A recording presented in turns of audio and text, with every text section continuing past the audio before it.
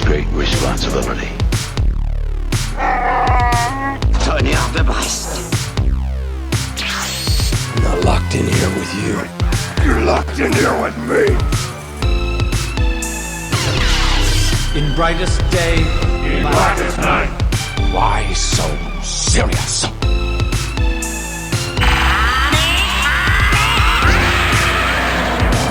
Avengers, assemble! Bonjour à tous, vous êtes bien dans la bande des comics, l'émission spécialisée sur la bande dessinée de Radioactive. On est le samedi 4 octobre 2025, vous nous écoutez sur le site 100 FM, enfin à la radio 100 FM si vous êtes sur l'aire toulonnaise, sinon vous nous écoutez sur le site radio-active.net pour cette émission 71 intitulée sobrement spéciale rentrée, et oui, rentrée scolaire. On a la même équipe que la dernière fois. Du coup, Stéphanie et Franck, on vous a gardé finalement. On est bien ici. On est bien. Puis Stéphanie, maintenant, elle a pris le pli, ça y est. On l'arrête plus. Bientôt, elle prend ma place. J'espère. Et de l'autre côté, pour m'accompagner, toujours là, il est impressionnant, imperturbable aux manettes. C'est Jay, comment ça va ? Ça va bien, je te remercie. Bonjour à toutes et tous. Merci d'être là. Vite fait, on va voir le sommaire de cette nouvelle émission. On va faire un petit tour de nos dernières chroniques, de nos dernières lectures. Franck, il a pris une pile carrément. On va développer 2 dossiers sur les annonces de la rentrée, que ce soit en BD, manga, comics, animé, cinéma. Ouf, on n'a pas de nouveau Superman, donc c'est parfait. Et on va terminer par le quiz décalé de moi-même. Je vous réserve une petite surprise, je sens qu'on va bien s'amuser. Moi-même. Est-ce que tout le monde est en forme ? Très. Très Bien. Oui. Je peux commencer un petit mot, s'il vous plaît. Je voudrais souhaiter un joyeux anniversaire à Bruno Susanna, qui aujourd'hui fête, je ne sais plus combien d'années. Alors un joyeux anniversaire à Bruno de la part de l'équipe de la bande des comics et donc de vous-même. Merci. Stéphanie, on est venu avec plein de nouveaux mots aussi ? Pas aujourd'hui. Non, elle a tout épuisé sur la première émission. Non, j'ai tout donné. Il y aura gaufrier aujourd'hui. Ah ouais, je vais arriver à suivre. Gaufrier. C'est bon, je vais arriver à suivre. Jay, si on est bon, c'est parti. Tonnerre de Brest. Si je tenais l'auteur de ce manuel. On commence donc par les chroniques. Qui veut se lancer en premier ? Allez. Jay, allez, il ouvre le bal. Allez, j'ouvre le bal. Moi, je vais vous parler de Islander. Ouais. Voilà. Islander, donc de Caril Ferret et Corentin Rouge. Caril Ferret, qui est un auteur de polar, qui a sorti pas mal de choses et qui a été primé, romancier à la base, tout à fait. Et Corentin Rouge, qui a notamment bossé sur du 13, sur du Torgal, on en parlait à l'émission précédente. Des one-shot, Et qui est édité donc chez Glénat, ce premier tome donc, qui s'appelle L'Exil et qui va nous parler en gros de réfugiés climatiques qui vont tenter de rejoindre l'Islande, comme son nom l'indique, et qui va démarrer au port du Havre, donc il n'y a pas d'Alphonse Brown dans le coin. Ouf, Dieu merci. Voilà, désolé. Mais pour le coup, il va essayer de rejoindre donc l'Islande, ce qui est un peu la terre promise, qui est un des seuls endroits en fait qui a été un petit peu épargné par la crise climatique. Et donc c'est une BD que j'ai trouvé déjà très très chouette, la couverture là, qui marche très bien pour les book face, comme ils appellent ça les jeunes. Ah oui, c'est vrai. Voilà, qui marche très très bien et avec un dessin donc très photoréaliste. À l'intérieur, ça va être un petit peu différent. Le dessin reste de très très bonne facture, mais effectivement moins dans le délire joli, quoi. photoréaliste, tout à fait. Ouais, bien sûr. Moi, ça me fait penser par moments à Sean Phillips ou à Jorge Fornes, que j'aime beaucoup. Voilà, avec donc une BD très franco-belge avec un format donc agrandi. Ouais, c'est costaud, quoi. Assez costaud, assez solide, et qui va explorer les tréfonds de l'âme humaine, notamment les crasses qu'on peut se faire quand il s'agit de la survie, quand la survie est en question. Et donc voilà, c'est une BD moi que j'ai plutôt bien aimé. J'étais un petit peu déçu quand même parce que je m'attendais tellement à prendre une grosse claque. Voilà, le scénario est assez linéaire et c'est peut-être le point qui pêche un petit peu. En revanche, les personnages sont très fouillés. Ouais. Donc voilà, on va vraiment creuser du coup dans la psyché de nos différents personnages. Voilà. Récit que j'ai plutôt bien aimé. Est-ce que ça lorgne un peu sur la route, là, les fils de l'homme, là, c'est un peu ce délire-là ou non ? Pas complètement, non. On est quand même assez éloigné de ça, ouais. On n'est pas vraiment... C'est moins contemplatif que la route quand même, hein. C'est beaucoup plus porté sur l'action et sur ce que vont vivre nos différents réfugiés, du coup, sur leur périple jusqu'en Islande. Je crois que Steph, tu l'as lu aussi ? Ouais, tout à fait. Ouais. Qu'est-ce que tu en as pensé ? Alors, je l'ai emprunté pour la couverture. J'ai trouvé effectivement la couverture très très réussie. Les personnages sont très beaux. Les Islandais sont très très beaux. Après, je te rejoins sur le scénar. Moi, j'ai trouvé ça pas téléphoné, mais assez lisse, quoi. Ouais, d'accord. Voilà, donc il y a pas eu un grand. Il y a un petit mystère au niveau du personnage principal, donc ça reste un peu cette idée de la couverture teasing là. On ne sait pas trop pourquoi il va en Islande. On se doute qu'il y a un truc important à faire, mais et sur le dessin, je te rejoins aussi. Très très chouette. Très chouette. Il y a une pleine page très très impressionnante. Il y a des beaux cadrages. Mais ça m'a plus rappelé à un moment Walking Dead que. Oui. Hein Ah, d'accord. C'est peut-être proche dans l'état d'esprit de Walking Dead. Que La Route. L'homme qui est un loup pour l'homme et tout ça. Ouais. D'accord. Sorti chez Glénat, je crois, c'est ça? C'est ça, c'est Glénat, tout à fait. D'accord. Et le second tome, est-ce qu'on a une idée de quand est-ce qu'il... Parce qu'en fait, moi, je pensais que c'était un one-shot, en fait. Non, c'est une trilogie. Moi aussi, j'ai cru que c'était une trilogie. C'est une trilogie c'est qui est annoncée comme ça. Et vu la renommée des bonhommes, je pense qu'il n'y aura aucun souci pour que ça sorte. Ouais. Mais après, il n'y a pas de date annoncée sur la suite. En général, en franco-belge, en plus, on sait qu'ils mettent sur des gros romans graphiques comme ça, là, ils mettent bien un an, un an et demi. T'as dit roman graphique? Eh oui. Je te perds, on là. l'utilise des fois. Attention. Bon, ok. C'était le nouveau mot. Ouais, mais on a eu une discussion houleuse à ce sujet. Franck, est-ce que tu veux prendre la suite? Avec grand plaisir. Donc moi, je vous ai sélectionné pour une fraction de seconde de Guy Delisle. Donc c'est la biographie de Edward Muybridge, que tout le monde connaît autour de cette table, bien évidemment. Bien entendu. Donc Rémi, c'est qui? C'est celui qui est sur la couverture. Voilà, exactement. Donc en fait, c'est l'homme qui a réussi à prendre en photo le galop d'un cheval. Et donc de découper le mouvement du galop. Donc on connaît toute sa vie, on voit que c'était un homme de caractère, qui a su s'imposer, qui n'a pas fait que ça, mais c'est vrai on va dire que c'est lui qui a permis à la photo ensuite de s'émanciper et de connaître le succès qu'elle a connu au XXe siècle.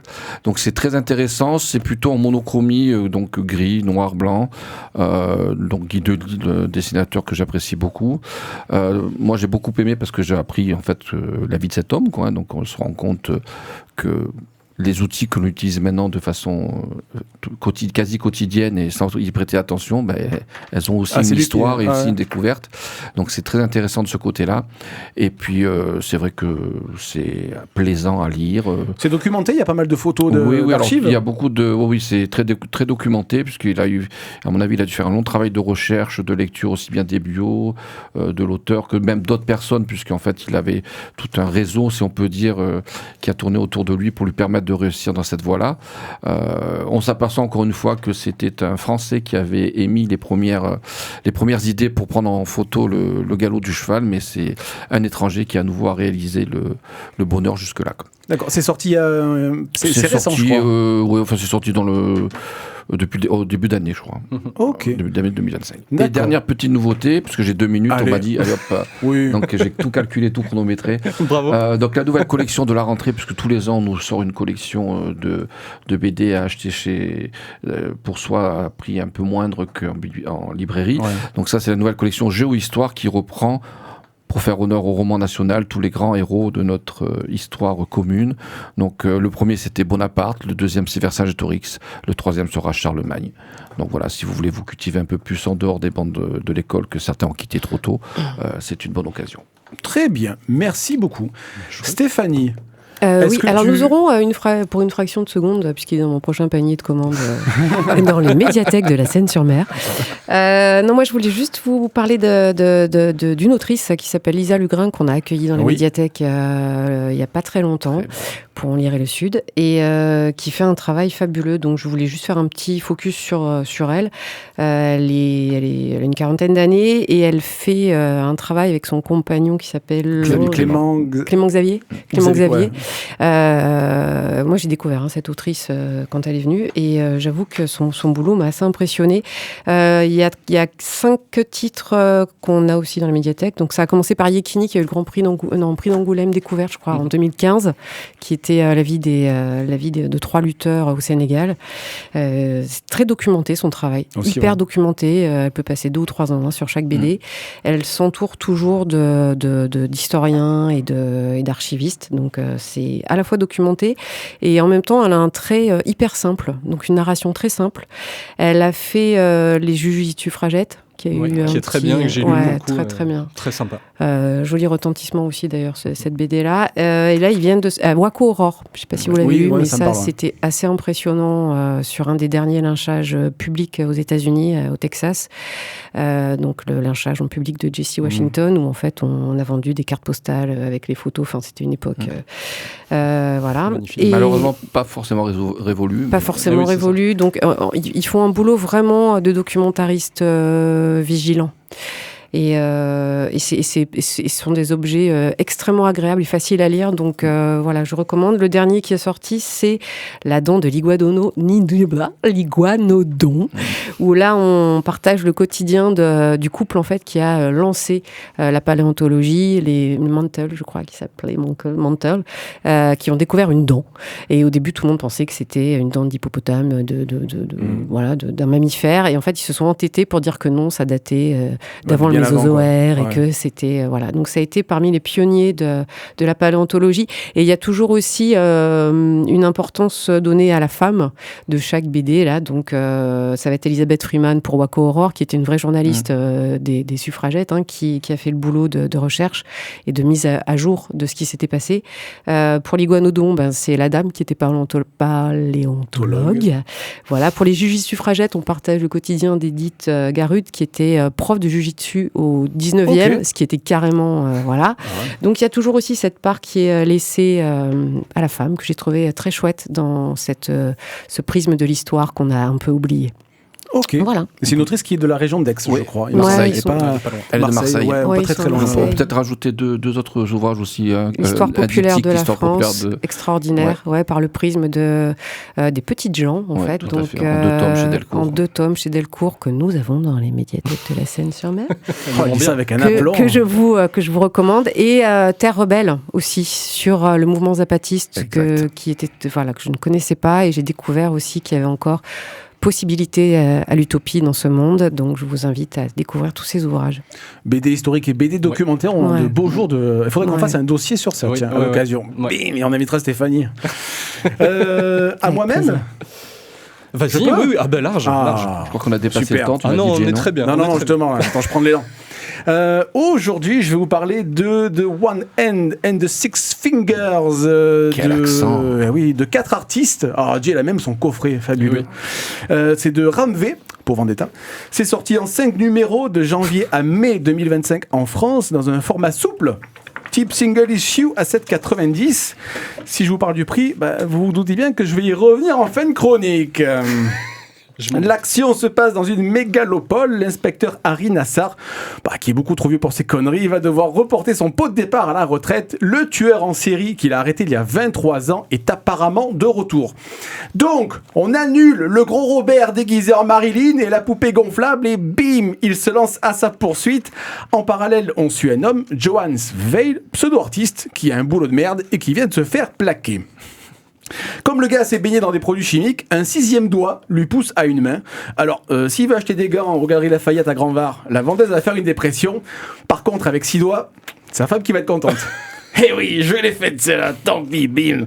Bon, ça vaut quoi? Eh bien, la série souffle un peu le chaud et le froid. Ça alterne le bon et le moins bon, des hauts et des bas.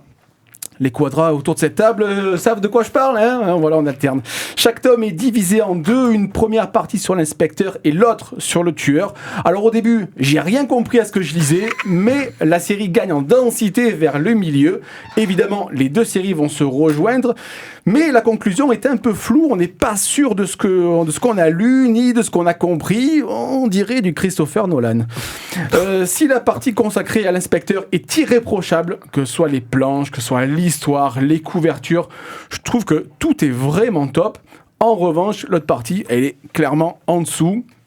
Il faut malgré tout saluer le pari éditorial d'Urban, qui je trouve était plutôt courageux de sortir du format souple. En revanche, et là, on est nombreux à la voir mauvaise, comme pour The Weatherman, annoncer la sortie de l'intégrale, alors que l'encre sur le dernier tome est même pas encore sèche, je trouve ça un peu maladroit, et ça risque de dissuader les lecteurs d'acheter des tomes séparés à l'avenir et d'attendre l'intégrale. Au niveau du prix sur The One Hand, c'est à peu près équivalent. 8 x 5, bon, ça fait 40, 36 €, ouais, on va dire que ça va. En revanche, sur The Weatherman, C'est clairement la dilatation, quoi. 65 € les 3 tomes pour une intégrale. Alors ouais, d'accord en souple, mais à 36 €, non, Bertrand, le compte est pas bon. Rappel Ariel, non, il faut recompter. Du côté des éditeurs, je trouve qu'il y a une vraie réflexion à avoir sur ces intégrales, ce qui risque de plomber encore un peu plus le marché de la BD en France, qui n'en avait pas besoin. Voilà. Je Merci. sais pas qu'on pouvait se lâcher dans l'émission comme ça. Ah non, mais t'as le droit. Qu'est-ce que t'en as pensé, toi? Alors moi j'ai bien aimé, mais effectivement le final, tu te poses la question de ce que tu as compris, et en relisant, c'est super intéressant parce qu'il laisse plein de possibilités. En fait, tu peux le comprendre de plusieurs façons différentes. Pour moi, le récit, c'est vraiment à la croisée entre Blade Runner et Zodiac. Alors Zodiac, Oui, pas la ouais, série oui, on est télévisée d'accord. avec Francis Huster et Clark Kent, hein. Zodiac Le film. avec le film avec Robert Downey, et voilà. Et pour le coup, c'est très très bien fichu, et l'articulation entre les deux, ça marche très très bien sur la sortie qu'ils ont fait en épisodique. Il y a un côté très feuilletonnant qui marche bien, et la réponse entre les deux, je crois que c'est vers le tome 3 ou 4, il y a un moment donné où ils sont chacun d'un côté d'un mur. D'ailleurs, c'est repris sur le coffret. Ouais, ça, ils se croisent. Avec les deux personnages sont chacun du côté d'un mur, et on comprend, il y a tout un tas de trucs un petit peu fantastiques en fait. C'est pas seulement de la SF en fait, ça va un peu plus loin que ça. Et moi, j'ai beaucoup aimé. Ouais. Moi j'ai trouvé ça bien, mais clairement, vraiment au début j'étais perdu, je me suis demandé si j'allais continuer. Alors, petite subtilité, c'est que j'ai attendu d'avoir les 5 tomes pour lire en entier. Pour lire d'un coup. Et voilà, au début, je me suis dit, bon, est-ce que c'est utile que je m'obstine à lire ça? Finalement, je me suis dit, tu vois, arrivé vers le tome 3-4, je me suis dit, bah tiens, là, c'est... Waouh, où est-ce que ça va aller? Et la conclusion, tu sais, quand tu es sur la dernière page, tu te dis, mais c'est déjà fini, il en manque un bout, tu vois? Et je trouve que c'est fait en suspens. Je trouve que c'est toujours... Il faut que ça soit hyper bien fait pour qu'il y ait l'effet escompté. Et là, je trouve qu'il y a un petit peu de moins. Et pareil, l'alternance des deux dessinateurs, moi, je suis clairement pas pour. Ouais. Surtout parce que sur la partie de Ramvé, du personnage d'Ari Nassar, elle est vraiment top. Chez les couvertures, pour moi, c'est vraiment ce que j'ai envie de lire au niveau graphique, même au niveau de l'histoire.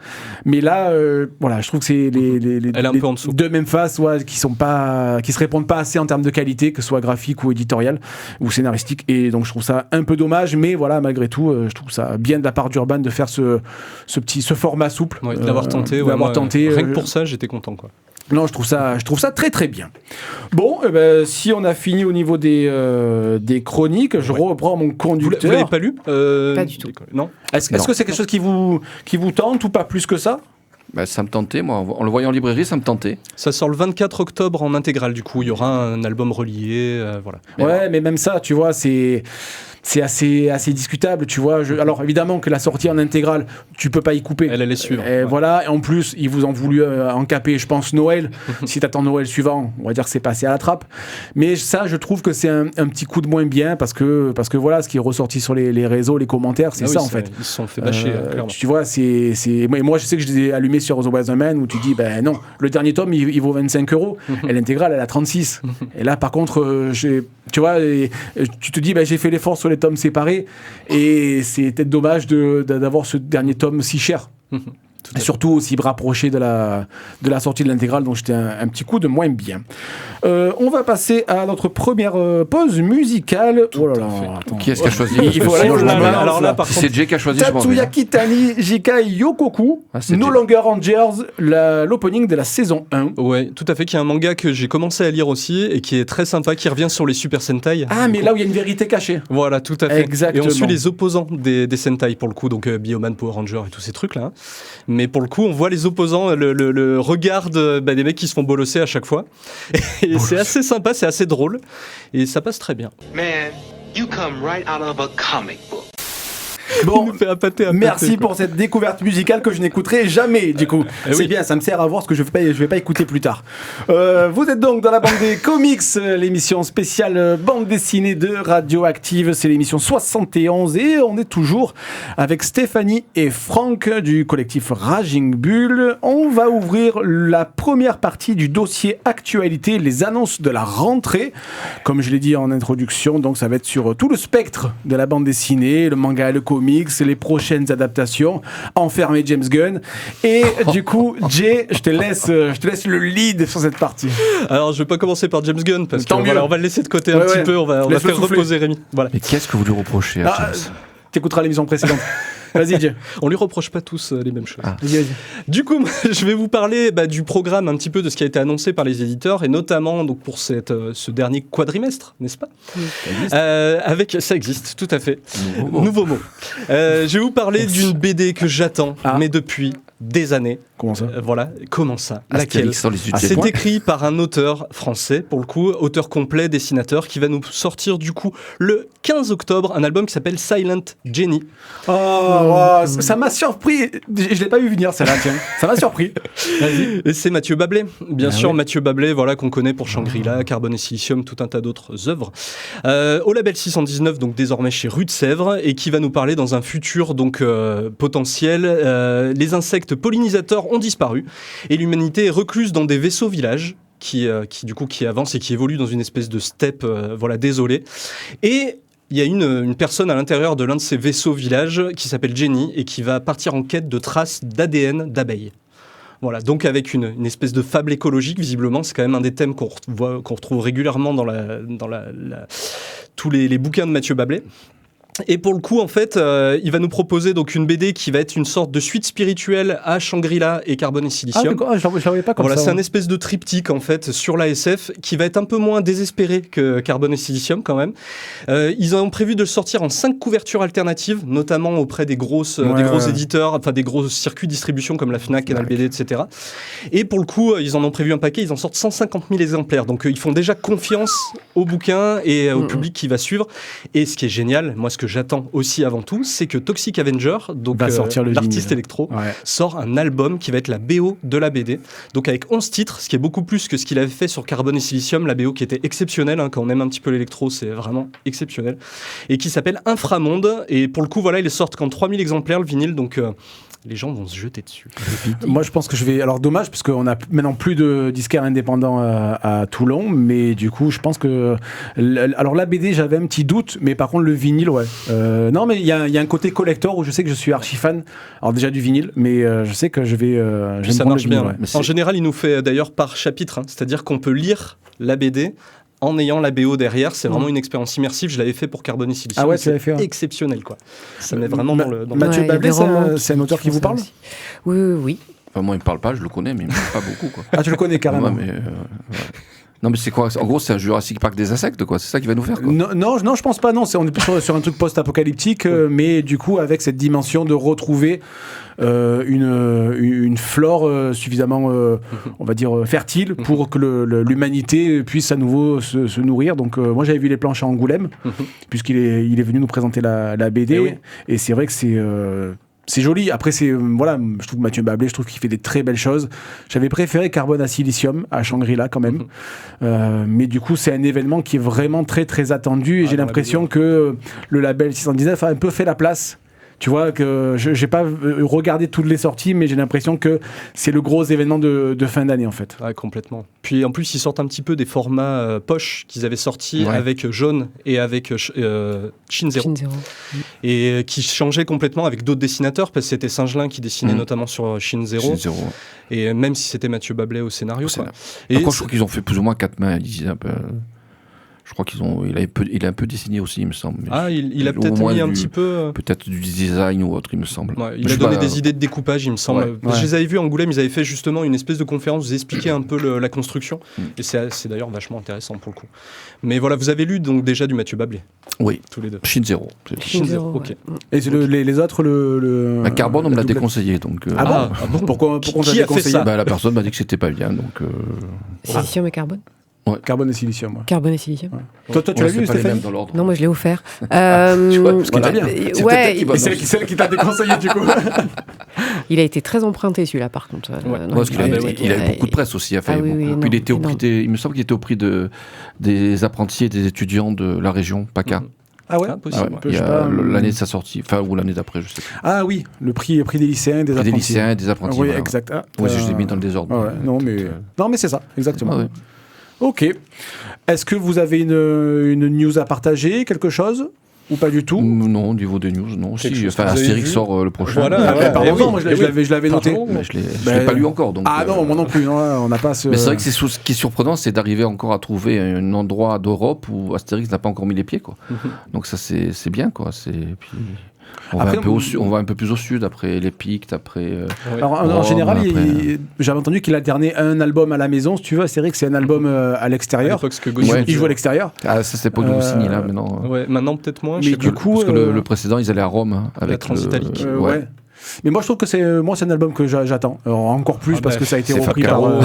Fab Caro. Fab Enfin, Caro, il est incroyable sur avec scène. l'Iris Blanc, moi, il m'a réconcilié Mhm. parce que le duo Ferrat-Conry, je suis désolé, ça marchait pas du tout. Donc là, je trouve que ça m'a réconcilié avec Astérix. On n'est pas au niveau du duo Goscinny-Uderzo, mais par contre, voilà, moi, je retrouve mon Astérix.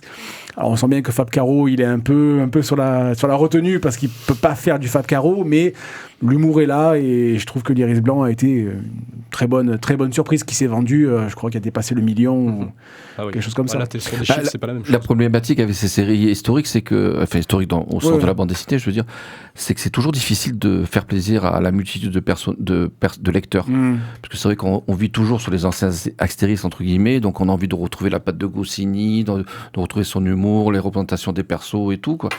Et en même temps, s'ils veulent survivre, j'ai envie de dire, il faut qu'ils s'appuient sur la jeunesse, quoi. Pour moi, le plus grand écart, ça a été le film de Guillaume Canet. Moi, je le trouvais bien.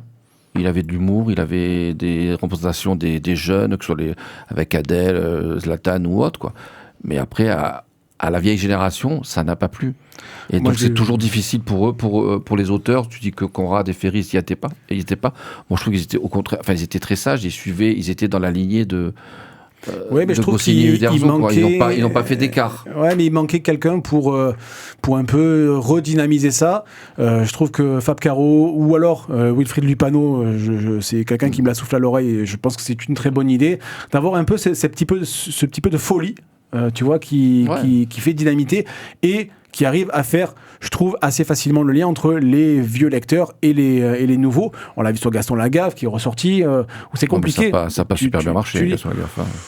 Tu sors en même temps qu'un Astérix. Tu Ouais, sais c'est très pareil, bien que en face, c'est ça dur. va être compliqué. Voilà, ça va être compliqué de trouver sa place. Mais dans le top vente, je crois que Gaston Lagaffe était deuxième ou troisième. Donc sur la période. Ouais. Donc ça reste quand même une bonne vente, quoi. Astérix, toi, tu as lu le dernier l'Iris Blanc ou non, Steph? Il est toujours emprunté, je peux pas. Ah oui, c'est vrai. Pourtant, il était au Jingle. On l'avait mis au Jingle, pourtant. J'étais pas encore. Il se lit très vite, hein, pour le coup. Alors moi, je vais vous parler d'une autre série, enfin d'une autre sortie plutôt. C'est Les Guerres de Lucas, tome 2. Ah oui, oui. Du coup, qui sort aux éditions de Mans, Je l'attends, celui-là. de Laurent Hopman et Renaud Roche. Le tome 2 sortira le 8 octobre, bientôt. Donc, il sortira à 25,90 €. J'ai pas fait attention au prix du précédent tome. Je trouve que ça a été alors le succès que personne n'a vu venir. Et que beaucoup de lecteurs a pris en travers du citron. J'ai été emballé, mais vraiment emballé par ce premier tome et on revient un peu sur la BD documentaire du coup, qui dévoile les coulisses de la fabrication de Star Wars. On en a tous eu des échos un peu à droite à gauche entre les tensions, ce qui était le scénario au départ et ce qui est devenu après. Et je trouve que les auteurs font un travail formidable, il n'y a pas d'autre mot. Ils ont mis le paquet pour la sortie du tome 2. Il y aura de notre côté, il y aura un ex libris, il y a une sortie, une tournée qui est déjà prévue. Moi, je leur ai tendu la perche pour hier l'année prochaine. S'ils veulent venir, il n'y a pas de souci. Mais du coup, c'est des auteurs que j'aimerais bien recevoir. Je pense que ça sera un des gros succès de cette rentrée. Et à n'en pas douter de Noël, si l'éditeur a les épaules, je pense qu'un petit coffret serait le bienvenu avec un petit peu des bonus. À voir aussi combien de tomes ils vont faire. Parce que, Ils en ont ces 3. Ça c'est 3 d'accord, une trilogie. D'accord, ok. Donc, tant qu'il n'y a pas de prélogie et de 7, 8, 9, c'est bon. Pas pour l'instant. Donc, Tant mieux. Qu'on fasse la jeunesse de Lucas. Voilà, mais la naissance. Mais du coup, voilà. Enfin, c'est parmi les sorties que j'ai notées, c'est celle-là qui me botte le plus. C'est un peu la grosse sortie, mais je trouve que d'un éditeur qui a sorti 2 BD, je crois, jusqu'à présent, c'est un coup de poker. Je pense qu'il y a peu d'éditeurs qui peuvent se targuer d'avoir fait autant de ventes en aussi peu de sorties. Et Sur la voilà. 7e ou 8e édition, je crois. Alors, j'ai pas suivi, mais voilà, gros succès. Et c'est quand c'est de qualité, faut foncer. Donc c'est tant mieux pour eux. Tant mieux pour tout le monde. Tu peux inviter Georges Lucas hier aussi, il est pas loin, il est dans le Haut-Var. Donc, moi, je vais le chercher en mobilette s'il faut. Voilà, s'il faut, donc, pas de souci, quoi. Il n'y a pas de souci. Jess, qu'il nous reste du temps. Bien sûr. J'ai oublié juste une nouveauté aussi qui, pour vas-y. moi, est importante d'un coup. Le 25 octobre, il me semble, doit sortir Goldorak en BD. Alors, là, je vous en bouge. Encore oui, parce qu'on en a une qui est sortie. En BD, le Goldorak. Non, Goldorak pur. Ah, d'accord. Pas les mélanges avec, comme on a eu en beau livre, là j'ai oublié les noms malheureusement. De d'Horizon. Chez Kana, ils en ont sorti, c'est ça, Je crois que c'est pas chez Kana. D'accord. Ah, ben alors, j'ai pas vu. Faut pas que je vu passer. retrouve. Parce que j'ai vu cet été l'annonce Goldorak arrive en octobre. D'accord. Il faudrait que je retrouve l'éditeur. Mais donc cherchez toujours pareil. Enfin, moi je suis pour l'interaction avec les auditeurs. Donc cherchez sur internet et vous écrivez la rubrique. C'est une bonne idée. Donc voilà, aussi une grosse sortie au moins pour les quinquas, puisque non, mais c'est. Apparemment tu t'adresses qu'au Quadra, donc moi je m'adresse aux quinquas. Non, mais donc, ils écoutent la radio, ils peuvent pas bouger, ils écoutent la radio. Mais du coup, non, mais on a vu qu'il y a un réel public sur le revival de ces séries-là, avec Goldorak, avec Captain Flamme. On sait que Jérôme Alki avec les Chevaliers du Zodiac qui cartonnent, donc il y a vraiment un public pour ça. Il y a vraiment un public. D'ailleurs, j'ai oublié de dire la semaine dernière, oui, mais Christophe Dolin sera là pour dédicacer les Saint Saiyan à Bulle-en-Seine. D'accord. Oui. Encore mieux. Senseiya Tam Odyssey, d'ailleurs, le tome 4 qui sort le 31 octobre. Donc ça sera un peu trop tard pour un nous, petit peu décalé pour Bulle-en-Seine. Mais... Ouais. Ok, est-ce qu'on est bon sur le timing? Ouais, nickel. Ah, ben parfait. Du coup, là, j'ai pas suivi. C'est quoi? C'est ah oui, première pause musicale. La rentrée. Ah, ben on a encore plein de choses à raconter. On a encore un petit. Musique 9-inch Nails. Every day is exactly the same. Invincible, saison 3, épisode 8. Un morceau incroyable. Oui, je vous le dis. Directement. Silence. Et petite info quand même aussi. Nine Inch Nails qui est représenté souvent dans les comics, on les voit apparaître sur des t-shirts, sur des affiches, et notamment chez Green Lantern. Le Green Lantern Kyle Rayner est fan de Nine Inch Nails, donc on le retrouve. Voilà, il fallait que je le place. Comment t'arrives à placer Green Lantern sur un truc qui n'a aucun rapport? Mais si, ça a du rapport, il vient t'expliquer. Ce mec, c'est un gag. Man, you come right out of a comic book. Vous êtes de retour dans la bande des comics, l'émission 71 spéciale rentrée, la bande des comics, l'émission spéciale bande dessinée de Radioactive. Vous nous écoutez sur 100 FM si vous êtes sur l'aire toulonnaise, sinon radio-active.net. Alors je pense que c'est là une première dans l'histoire de cette émission. Nous avons opéré un changement, n'est-ce pas? Puisque Loïc, qui était là juste en simple spectateur, prend la parole. Cette émission devient n'importe quoi. C'est ça qu'on aime. Du coup, Loïc, bienvenue. Merci. Merci d'être avec nous depuis le début. Bon, t'as pas vu? Qui es-tu, Loïc? Je suis un métamorphe quelque part de l'ère toulonnaise, mais on en reparlera une autre fois. On en parlera une autre fois. Du coup, on continue ce dossier sur les annonces de la rentrée. On va axer maintenant le débat sur les adaptations cinéma, animé. Ouais, alors cinéma, il n'y en a pas beaucoup, donc ça va aller... Est-ce que t'as un truc que tu veux... Alors, je t'en prie. Alors déjà, petit aparté, le temps de la musique qui était magnifique, j'ai pu me renseigner. Et c'est hier qu'est sortie l'adaptation Goldorak en manga, chez Izan Manga. Donc n'hésitez pas à aller le voir. Manga, depuis hier, vous pouvez le trouver chez votre libraire. Ok. Oui, grosse actu au niveau des adaptations, Les Sentinelles sur Canal+, quand même. Adaptation de la BD de Breccia, qui a l'air de s'annoncer comme un grand succès. Mais là, c'est le lancement de la série ou il y a déjà eu une saison? Ah non, c'est la première saison. Enfin, première saison, je ne sais pas s'il y en aura d'autres, mais on va dire c'est l'adaptation en live de la série de Breccia. D'accord. Donc je vous conseille à tous et à toutes. Là, du coup, tu as lu la BD, de quoi ça parle? Il y a longtemps. C'est une sorte de Captain America à la française pendant 14-18, en résumé. Okay. On crée des super soldats pour mettre fin à la guerre, côté français. Ah, mais c'est vraiment dans l'air du temps, parce qu'il y a la Brigade Chimérique qui est prévue pour 2026, avec le studio qui est derrière Flow, le film d'animation. D'accord, ok. Ça devrait être très très très chouette. Ouais. Ok. Alors du coup, Louis, quand tu es lancé dans le bain, dans le grand bain, est-ce qu'il y a à la place de Steph, il y a eu un changement. Une actu d'animation, adaptation de laquelle tu voudrais parler? On a logiquement, si je dis pas de bêtises, on a fait les derniers épisodes de Peacemaker. On parlait de James Gunn tout à l'heure. Ouais. Attends, je prends un sac à vomi. Vas-y, continue. Non, je sais pas si vous l'avez vu, si vous avez regardé un peu. Enfin voilà, moi j'aime beaucoup le générique. Voilà, il y a toujours un petit côté. Non mais ce que j'aime chez James Gunn, c'est ce côté rétro en fait. Voilà, il se plante rarement musicalement. On peut débattre sur l'architecte qu'il est dans l'univers DC, mais en termes de générique, je vous invite à le voir. Il y a toute une danse, une chorégraphie sur des musiques un peu. Et puis voilà, enfin. Mon côté peut-être hard rocker ressort, mais voilà, dans la BO, c'est vrai que finalement je parle plus de la musique de la série. Ça donne peut-être un indice. Non, mais je l'ai regardé, voilà, ça se regarde. J'ai préféré par exemple Peacemaker perso que Iron Earth en fait. Voilà. Oui. Voilà. On non, mais je pense qu'on n'est pas sur le même segment là. C'est pas du tout le même niveau de qualité. Ouais. Non, on est d'accord. Voilà. Mais par contre, du coup, la série évidemment est connectée aux autres films et séries. Où est-ce qu'elle se situe dans la chronologie? Et ben elle est juste après Superman. Ouais. La saison 2 est juste après Superman et avant d'accord. Supergirl, du coup, qui sort au mois de juillet 2026. Il fait un caméo dans le film, John Cena. Enfin, on peut lui reconnaître ça on peut lui reconnaître ça en tant qu'architecte, c'est-à-dire que c'est construit en fait. On retrouve un peu ce qui a été fait chez Marvel pendant des années sur toute la. Il a été à bonne école. Voilà, il était à bonne école et au moins il construit quelque chose de cohérent. On voit des personnages revenir, on se dit ah tiens, petit clin d'œil, voilà qu'on voyait pas avant chez DC où c'était compliqué.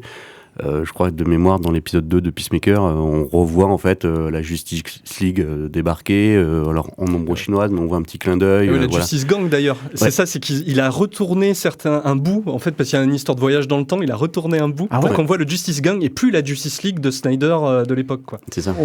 Pour le connecter avec le nouvel univers et pas avec l'ancien. Il apparaît, il passe à un moment donné, Peacemaker arrive pour un entretien pour rentrer. Et voilà, il y a Green Lantern qui est là. Enfin, on est peu comme dans une émission de radio, ils se sont pas perçus que le micro est coupé. Donc il y a tout un jeu de scène qui est un peu pâle. Il y a des petits clins d'œil. Voilà. Il y a un côté décalé quand même dans cette série. Ouais. C'est sur quelle plateforme? C'est HBO. C'est HBO, ouais. HBO Max. C'est vrai qu'il y a ça aussi pour moi où je rentre pas parce que pas le. Et oui, quand t'as pas accès. Non, pas accès. T'as pas le tonton américain qui peut te... Non. mais du coup le ton, et je trouve que John Cena est très très bien dans le rôle. Moi je l'avais beaucoup aimé dans The Suicide Squad, que j'avais vraiment adoré. Le ton était parfait, donc. On retrouve un peu ça. C'est la continuité. C'est un peu en dessous parce que c'est une série par rapport au film, mais je trouve qu'on est dans la continuité. On a combien d'épisodes? Est-ce que c'est une série un peu fleuve ou au contraire c'est plus 10 épisodes. Ouais, c'est ça, 10, je sais plus le chiffre exact, mais c'est ça. Ok. Jay? Adaptation, pour le coup, je vous en ai parlé à l'émission précédente, Marvel Zombies qui débarque le 24 septembre sur Disney+, une série d'animation.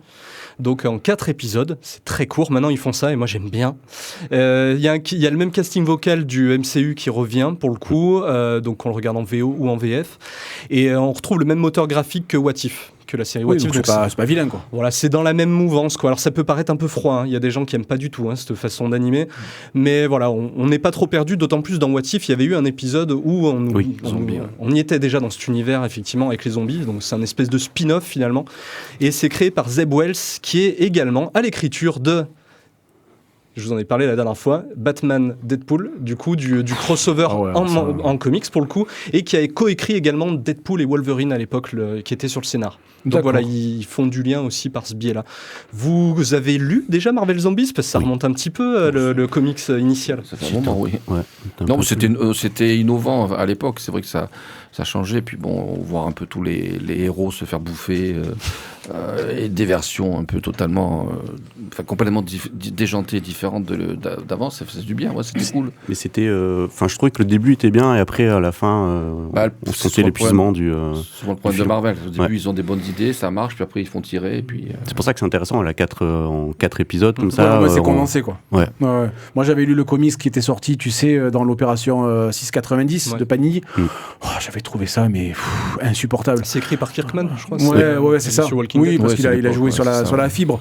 Le truc tient 2 pages. Après, ça devient n'importe quoi, inintéressant, quoi. C'est-à-dire que nous, la différence qu'on a aussi avec le public américain, c'est que nous, on le découvre souvent en trade paperback ou en gros groupé, alors qu'eux, ils découvrent les 22 pages par mois, donc c'est plus dilué, ça permet de passer d'une série à l'autre, donc ça peut être moins indigeste. Donc quand tu te payes effectivement 120 pages sur la même thématique, ça peut être lourd au bout d'un moment, quoi.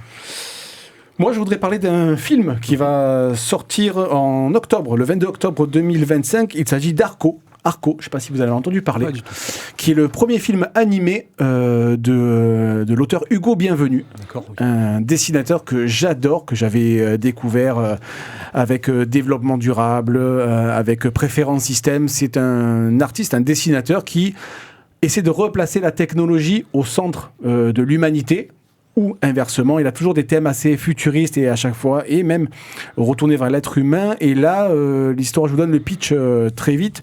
En 2075, une petite fille de 10 ans, Iris, voit un mystérieux garçon vêtu d'une combinaison arc-en-ciel tomber du ciel. Il s'agit donc d'Arco. Il vient d'un futur lointain et idyllique où voyager dans le temps est possible. Iris le recueille et va l'aider par tous les moyens à rentrer chez lui. Visuellement, j'adore cet auteur que j'ai essayé de croiser à Angoulême, de coincer dans une ruelle, mais je l'ai pas vu. Mais du coup, j'adore son trait extrêmement propre. Il a Nathalie Portman au niveau des voix sur la version américaine. J'ai vraiment hâte de voir. Je pense que ça sera un film tout public. Et je sais que voilà, c'est ce que je n'ai pas raté au cinéma. Plutôt qu'aller voir des bouses Marvel ou autre, je sais que j'irai voir ce film avec grand plaisir. Il va falloir qu'on fasse ton éducation. Non, parfait. Est-ce qu'on a encore un petit peu de temps ou non ? Oui, on a encore 2 minutes. On peut parler de l'adaptation légendaire aussi qui doit sortir début 2026. Bien sûr, c'est le moment, vas-y. Ah bah non, je sais juste l'annonce quoi. Donc c'est les légendaires qui va être adapté ? Ouais, en version animée apparemment quoi. Donc ça sort au premier trimestre ou premier semestre 2026. Sur un long métrage ? Sur un long métrage aussi. Long métrage, ok. C'est vrai quand même que maintenant tous les supports BD au sens large du terme sont un matériau possible pour les adaptations comics, cinéma, série. Il y a vraiment, t'as l'impression que presque les BD ne sortent que pour être adaptés. Il y en a certains. Millard en ce moment, il fait beaucoup ça. Il sort pour de l'adaptation. Hein. C'est vraiment, il vise ça quoi. Mais je crois que c'était plus ou moins prévu dans le deal avec Netflix. Oui, mais avec plus ou moins de succès. Non, mais c'est sûr ce qui est un peu dommage. Et vu qu'on parle des adaptations de la série Criminal, je crois qu'il n'y a pas encore vu le jour. Non, qui sont sur Amazon. Ils ont tellement de retard, ils sont pires qu'à la SNCF. C'est Criminal qui va avoir un nouveau tome hors série, Les Acharnés, qui sortira début novembre. Alors j'avoue que sur Criminal, j'ai essayé de prendre le train et... je suis resté sur le quai de la gare, quoi. Trop foisonnant d'un coup. Et oui, pareil, je vais déposer un CV à la poste. Mais du coup, voilà, trop de matière. Même si ça reste un duo fantastique de la BD. Brubaker-Phillips. Mais là, j'avoue que... Et pourtant, j'ai essayé une fois, 2 fois, 3 fois. Moi, Brubaker... Ah non, mais moi, Brubaker, j'adore. Mais les derniers trucs qu'il a sortis, La Maison des Impies, là où j'ai le corps... moi, j'ai trouvé sympa. C'est poussif, quoi. Moi aussi. Non, c'est très... Ah, toi aussi. Ouais. Ah, donc voilà. Non, j'ai trouvé sympa comme là où gisait le corps, ouais. La Maison des Impies, j'ai pas lu, par contre. Bon, non, mais c'est pareil. Alors, c'est bien, mais tu vois au bout d'un moment les grosses ficelles et il n'y a plus trop de surprises. Et presque des fois sur La Maison des Impies, et même sur là où gisait le corps, tu te dis, t'es pas allé au bout. Tu deviens blasé. Rester. Ouais, mais c'est un auteur, tu vois. Sur Gotham Central et Daredevil, j'avais adoré. Vraiment adoré. Tu vois, Killer Be Kill, j'avais adoré. Et là, je trouve qu'il se contente du service minimum. Et t'as l'impression qu'il est dans une routine créative qui va pas bien loin, quoi. On a des hauts et des bas, tu le disais tout à l'heure dans l'émission d'avant, je sais plus. Il est peut-être dans une période un peu down en ce moment. Qui se reprenne, notre ami Brubaker, qui se reprenne. On lui a ce texto. Un peu dommage. On a fini. Juste une dernière petite info aussi, la saison 2 de Gen V ou Gen 5, je sais pas comment on dit. Ah oui, le spin-off de The Boys qui est sorti, qui a commencé la semaine dernière, je crois. Et la première était très sympa, ça va très loin par contre. Moi j'étais surpris parce que j'ai regardé ça en mode, on va regarder, connaître, pouvoir en discuter. Et je m'amusais à aller attendre l'épisode d'après. Ouais. Donc la saison 2, j'ai pas fait encore. Et puis ils ont annoncé The Boys Mexico en spin-off, mais ça sortira un peu plus tard. Ça par contre, je sais pas trop quoi en penser parce que ça sortira après la saison 4 de The Boys. Donc le nouveau truc de Martine, quoi. Bon, merci à tous pour votre participation sur ce dossier. On va clôturer l'émission par le quiz décalé de moi-même. Je ne suis resté que pour ça. Un petit jingle et on y va. Une énigme pour Batman. La résoudras-tu ? Steph, reviens parmi nous, Steph. Tu peux participer. Ah oui, tu cries, tu hurles. Attends, je rajoute une... Et Steph numéro 2, c'est le participer aussi. Tu vas compter des points. Steph 2, à l'aise. Et qu'est-ce qu'on gagne ? Tu sourire de dire aussi ? Rien du tout. Encore une fois, rien du tout. Alors, vous savez que je suis un amateur de burger quiz. Du coup, le quiz... Alors attention, la réponse finit en man, mais c'est pas un super-héros. D'accord. Kunyaman. Oh, alors tu m'as green. Oh, tais-toi, toi. Tu t'es exclu du jeu. Mince. Donc vous répondez. Premier qui répond, il a le point. Ok. A écrit des chansons pour Céline Dion. Goldman. Oh, allez, je file la Dieu, il était trop rapide. Oh, là. A réalisé Hit et Ali. Hit, Ali. Les films Hit et Ali. J'ai l'acteur, j'ai pas le réel.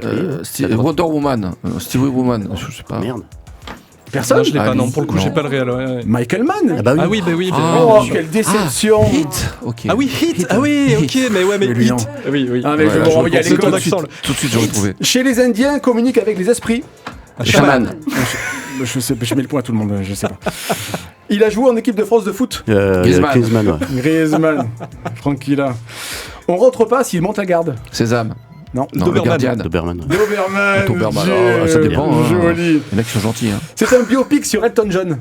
Rocketman. Oh, bien vu. Rocketman, bien Faut la chanter joué. maintenant, Franck. Non, c'est bon, on n'a pas le temps. chanter. Comme Johnny Hallyday, il met le feu. Zuckerman. Un pyromane. Elle l'a dit, je l'ai On l'a entendu. entendu. Je l'ai entendu. De derrière la fenêtre. Il est l'ancêtre de l'iPod. Le Walkman. Le Walkman, ouais. le Walkman, Loïc, bien joué. Il a été, attention compliqué, il a été réveillé dans Interstellar. Ah, j'ai pas vu. Il a été réveillé. Il a été réveillé C'est le film de Nolan. ouais, dans Interstellar. C'est pas Nolan. Oui, Matt Damon, On a dit Man. Man, ouais. Matt Damon, Man Damon. il joue Ah oui, non, je l'ai pas. personne. Non, Dr Man, Et voilà. tout Eh ouais, simplement. non, ouais. Faut pas la chercher bien loin. On lui commande des bières. Barman. Barman, Ah, bien ça, Je l'ai joué. fait, donc à un moment donné. C'est un personnage de South Park. Cartman. Ah, oui, Cartman, bien sûr. bien joué Loïc. C'est un joueur qui fait des plaquages. Chaban. Des plaquages. Ouais, mais je sais pas. Ouais. Rugbyman, bah, Rugbyman. Un Eh oui, rugbyman, bien sûr. tout Ah, tout ça, simplement. tu voulais le nom d'un C'est mec. vrai, Moi, je Ah, cherchais un d'accord. bonhomme aussi, tu vois. Allez. Je cherchais au RCT, tu vois. Une pâtisserie bretonne. Le Kouign-Amann. Kouign-Amann. Oui, On va laisser à Dieu, bien ça. joué. Celui qui aime la musique. Mélomane. Un mélomane. T'as dit, il est en fusion là. Bruce Willis l'a balancé du toit dans Piège de cristal. Furman. Ah putain, comment il s'appelle? Pyromane. Non. Non. Miroir. Non, je vais pas Ça, c'est à Toulon, un Miroirman. Personne. qui est tombé. Non. Alan Rickman. Rickman, Ah, eh oui, Rickman, bien sûr. ah ouais, Eh oui, oui. c'est le nom de l'acteur. Et c'est une chanteuse qu'on a longtemps pris pour un homme. Lame. Tracy Chapman. Tracy Chapman, bien joué. Ah bon? Vous avez pris pour un homme? Non, mais apparemment, Ah, ouais. certains, oui. Il compte les allumettes plus vite que son ombre. Rayman. Rayman, ouais. Ouais, mais Dustin Hoffman. Dustin Dustin Hoffman, Hoffman, ah oui, il y a allez. les deux, Rayman Allez, et les Dustin deux, Hoffman. eh non, oui. là, je valide. je Là, vous c'est le mets pour à toi, tous les là. deux. Il est dur. C'est un réalisateur suédois. Stockman. Non. Bergman. Bergman, bien joué. C'est un basketteur aux cheveux bariolés. Rodman. Rodman. Dennis Oui. Rodman. Chicago Bulls Repeat. Rodman, bien joué. Sur TF1, il sonne les 12 coups de midi. Reichmann. Pourquoi on connaît ça? La culture générale. On a des monsieur, parents c'est qui font ça le culture midi, en générale. fait. Allez, ça là pour Jay. Un scénariste des X-Men. Hickman. Bien vu. Ouais, elle avait là. Ah ouais, là. mais ça, c'est Eh ouais. la jeune génération, ça. Il a écrit la série Sandman. Neil Gaiman. Gaiman. Neil Gaiman, bien joué. T'as répondu? Oui. T'arrêtes-toi, Fanny, je te mets un point. C'est vexant quand même quand Je t'as mets un répondu, point. tu es là, tu es vivante. Il est l'un des papas des Tortues Ninja. Eastman. Eastman, ouais. Eastman. Kevin Eastman. Bien Ouais. joué. Le prénom, Allez, ça donne 2 points. oh. On termine avec une enseigne de textile discount. De quoi? Une enseigne de textile discount. Il y en a un pas très loin si vous réfléchissez 2 minutes. Oui. Zut. Newman. Non, c'est Pas pas très Newman, loin. mais Non, c'est pas loin. Pas très loin. Punaise, je la vois, mais j'arrive pas le nom. Je vois bien le man à la fin, mais je vois pas le début. Je l'ai pas. Ziman. Zigman, ah oui. oui. Ziman, bien Par- joué. Par contre, je suis déçu. T'as pas posé de questions sur le rap. Moi, j'en attendais un quand même. Lequel? Bah, Method Man, quoi. Ah ouais. Ouais. Ah, je bah, me disais, écoute. je vais l'avoir. J'attendais, tu vois, Oh, mais il Method Man. y a que toi qui connaissais Bien la joué. réponse, de toute façon. Donc, Non. Ah, il compte. Ah, il nous fait le compte. Ah, bah, c'est important. Attends. Est-ce qu'on c'est peut Loïc faire qui a venir gagné, un je sais Eh monsieur bien, nous avons une sainte égalité Une entre sainte, comme Loïc souvent. et Jérémy. Bravo. Ah, bien c'est beau, joué, c'est beau. bravo. Bravo. Bravo Loïc et merci pour le remplacement au pied levé. Et merci à Steph qui a soufflé. On se demande qui a triché d'ailleurs Qui a sur le soufflé. jeu, mais. Personne, non, personne. Kouign-Amann, il avait avant. Ah oui, c'est vrai. Ça, c'est un indice. Hein. Ah, j'ai mis 0,5. C'est un Mais indice, je le il y a connais question un peu d'avance, maintenant, moi, tu je vois. le dis. Je vois venir un peu le truc. Il voit la bête venir. Merci à toutes et tous d'avoir participé à cette émission. Merci Stéphanie, merci à Loïc. l'accueil et merci à la mission. Merci Franck. Merci beaucoup d'être venu. Ouais. On rappelle le week-end prochain la nouvelle édition de Bulle en scène à la Bourse du Travail. Arrêtez d'aller sur l'esplanade, c'est terminé. 11 et 12 octobre 2025, donc Bulle en scène avec plein d'invités. Merci Franck de nous avoir présenté ce beau festival. Stéphanie, merci d'avoir parlé avec autant de passion des médiathèques sénoises. Loïc, au départ, on ne savait pas ce que tu venais faire là. Et du coup, tu as participé. Merci Loïc. On va le recruter. Merci. Je suis venu avec Stéphanie et voilà. Et vous m'avez proposé de faire cette petite partie du quiz. Moi, je suis venu juste pour le quiz en fait. C'est juste pour gagner, gagner. pour nous Il est mettre arrivé la juste pilée pour à gagner. route. Oh, c'est bien, mais si tu veux revenir, la porte est ouverte. Jay, merci de m'avoir secondé avec autant d'efficacité comme toujours. Merci à Stéphanie 2 d'avoir été dans l'ombre, n'est-ce pas? Et on se dit à très bientôt. Ouais, au mois prochain. Au mois prochain, Radio Active. Oui, vous nous retrouvez donc sur le site radio-active.net. Il y a toujours les podcasts sur les plateformes. Suivez-nous sur les réseaux. On essaye d'être actifs du mieux possible. Jay, merci. Et puis on se dit à très bientôt. Ciao. Ciao, ciao. Bye bye tout le monde. Merci.